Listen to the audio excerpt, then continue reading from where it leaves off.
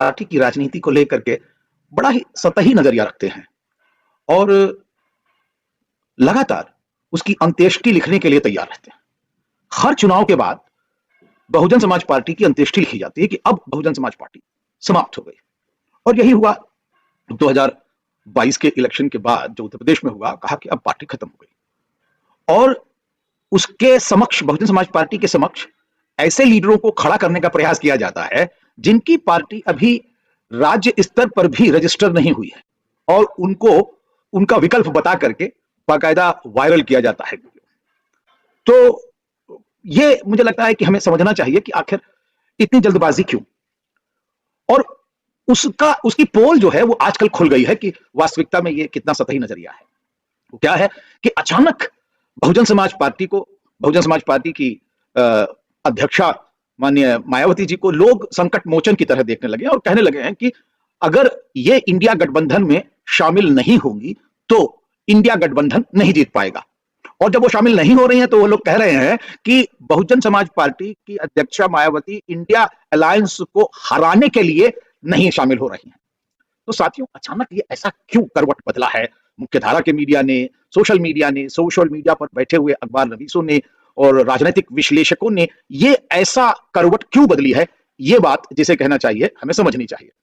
या तो वो पहले झूठ बोल रहे थे, और या वो जो बहुजन सपोर्टर्स हैं या बहुजन वोटर्स हैं उनको गुमराह करने के लिए अभी तक बड़ी बड़ी बातें कर रहे थे। लेकिन कहीं ना कहीं उनको भी अंदर ये पता है कि बहुजन समाज पार्टी का कितना बड़ा अखिल भारतीय आधार है। ऐसी हालत में भी उसके वोट का अखिल भारतीय प्रतिशत 3.7 वोट है जो अखिल भारतीय स्तर पर पड़ता है। तो लगभग 4 करोड़ के आसपास उसका वोट है। और दूसरी तरफ हर प्रांत में, मध्य प्रदेश में मैं देख रहा था अभी इलेक्शन में, कम से कम उसके 9 लाख वोट के आसपास हैं। और उत्तर प्रदेश में आपको पता है कि उसके 78 लाख वोट उसके अभी भी हैं। और लगभग भारत के हर प्रांत में उसके वोटर्स मौजूद हैं, उसका संगठन मौजूद है, और ये सब मिलकर के किसी भी दल के लिए एक बोनस हो सकता है। दूसरी तरफ मुझे लगता है कि बहुजन समाज पार्टी की अध्यक्षा ने जब से आकाश आनंद को अपना उत्तराधिकारी घोषित किया है, तब से उस पार्टी के संगठन में ऐसे लगता है कि और जान आ गई है। और शायद इसीलिए जो राजनीतिक विश्लेषक हैं, जो मुख्य धारा का मीडिया है, सोशल मीडिया है, उस पर बहुजन समाज पार्टी को बहुत ताकतवर आंका जा रहा है। और इसीलिए बार बार ये कवायद की जा रही है, या ये मुहिम एक तरह से चलाई जा रही है कि किसी तरह से भी हो बहुजन समाज पार्टी और उनकी अध्यक्षा मायावती इंडिया गठबंधन में शामिल हो जाएं। अगर वो शामिल नहीं होंगी तो इंडिया गठबंधन कमजोर हो जाएगा।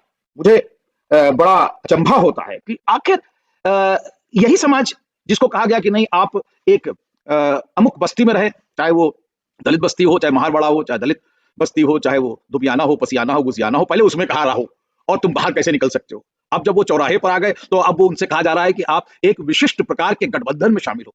यानी कि आप अपनी वर्चस्वता, जब समाज ट्रेडिशनल समाज था, परंपरावादी समाज था, उसमें भी शामिल रखेंगे, और जब आधुनिक समाज संविधान के अंदर प्रदत्त अधिकारों पर शामिल हुआ है तो उसमें भी आप अपनी ही वर्चस्वता कायम रखना चाहते हैं। मुझे लगता है कि इस बदलाव को हमें समझना चाहिए और हमें बहुजन राजनीति को उसके हाल पर छोड़ देना चाहिए।